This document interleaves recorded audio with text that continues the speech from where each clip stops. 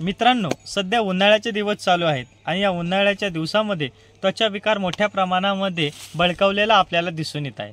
अंगावरती पुरळ येणे, अंगावरती खाज सुटणे, इसब, गचकरण, एक्झिमा, सोरायसिस यासारख्या सर्व त्वचेचे विकार आज आपण झपाट्याने वाढताना पाहत आहोत।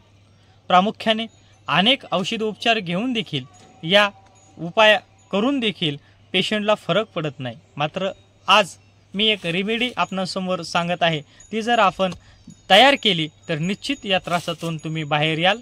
खरं तर ही रेमेडी तुम्ही घरी तयार करू शकता। यामध्ये 1 वाटी कडुलिंबाच्या पानाचा रस घ्यायचा आहे, त्याचबरोबर 1 वाटी तुळशीच्या पानाचा रस घ्यायचा आहे, त्याचबरोबर 1 वाटी दूध घ्यायचं आहे आणि 1 वाटी खोबरेल तेल घ्यायचं आहे।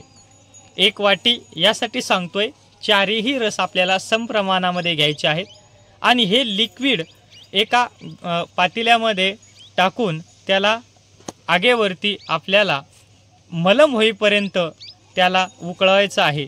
जे लिक्विड आहे त्याचं अगदी छानपैकी मलम बनेपर्यंत त्याला आपण गॅसवरती ठेवायचं आहे आणि ते मलम एखाद्या काचेच्या बॉटलमध्ये काढून ठेवून रोज रात्री ज्या जागेवरती आपल्याला खाज, खरूज, एक्झिमा, इसब, सोरायसिस यासारखे स्किन प्रॉब्लेम असतील त्या जागेवरती अप्लाय करायचं आहे आणि पहा, निश्चित हे मलम आपल्याला आरोग्यदायी ठरेल। अगदी 4 ते 5 दिवसामध्ये तुम्ही त्वचा विकारातून मुक्त व्हाल।